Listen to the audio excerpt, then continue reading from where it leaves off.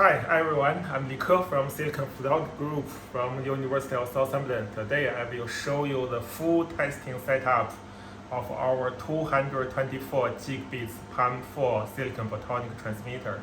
So look at this picture. That is the PCB board which is assembled for the testing.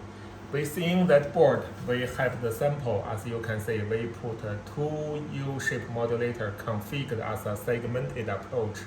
On top of it, we flip chip bonding two driver design, which is purposely designed for low power consumption. And as you can see, in this time, within the electrode of the modulator, we purposely do the air bridge bonding, and that can eliminate the slot line mode and give us a better RF performance.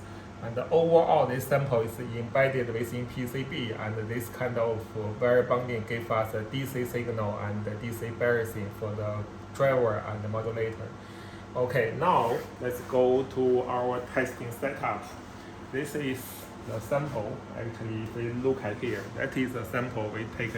That is the upper driver. This is the lower driver. That is the laser source coming, and that is the output, which is the sample coming to here. As you can see, we put two marks that are directly mounted to the RF probe, so that they minimize the RF loss from the signal generator to the RF probe. And that is our device.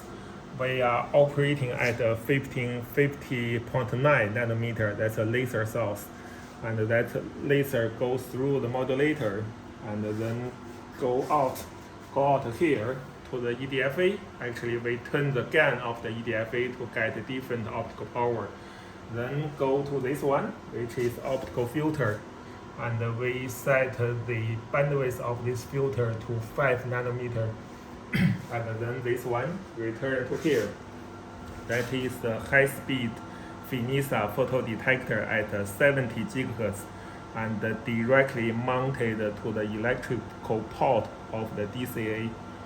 So within the DCA, actually, as you can see here, that is 112 gigabaud PAM-4, which overall gives us 224 gigabits. To generate the signal, we should look at it here. We have 4 channels generate 56 gigabits. 4 channels, 56 gigabits. 2 of them go to one of the marks. Actually, we have 2 marks.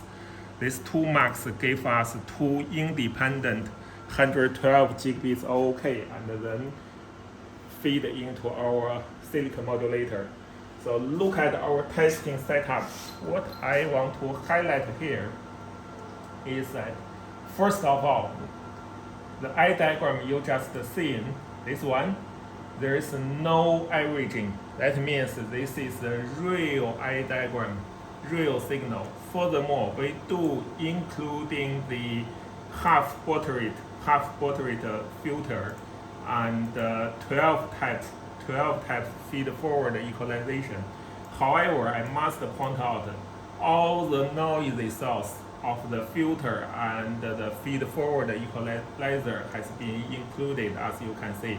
That is aliased noisy with a full spectrum, and that gave us this eye diagram. Actually, if you look at here, the outer extinction ratio is about 6.394 dB, and the outer OMA. Actually, if you can't see it clearly, what I can do simply make the appearance looks better is I remove the noisy source, and suddenly you can see a clearly eye here.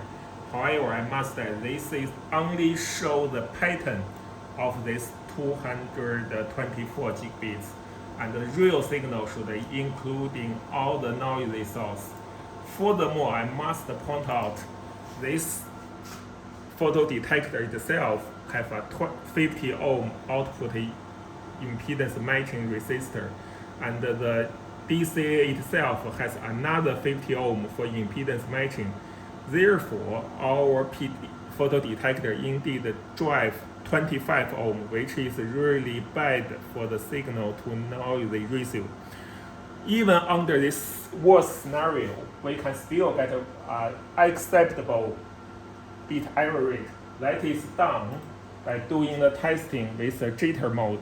So I simply enable the jitter mode, and let's waiting for the testing setup to be ready. And now it characterizes the pattern. Okay, and no, okay, it's almost ready.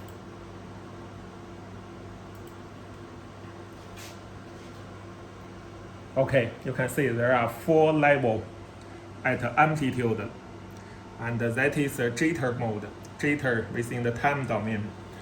And we look at the SER, symbol error rate, for each individual eye. That is the symbol error rate, and actually that already below the 1 to the 10 to the minus 2.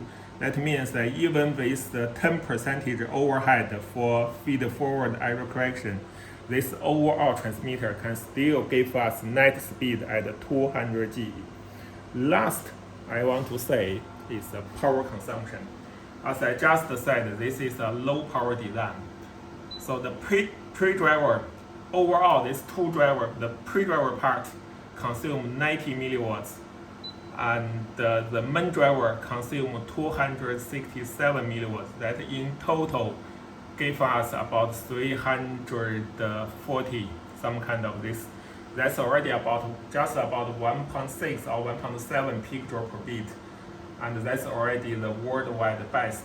You may ask me the question about power consumption of the heating element, which is this one, and that one consume 40 milliwatts. Even including the heating element, you can see the overall power consumption is still less than 1.8 peak draw per bit. That's it. That's a full demonstration of our 224 PAM-4 signal transmitter with the silicon photonic and the CMOS driver. Thank you.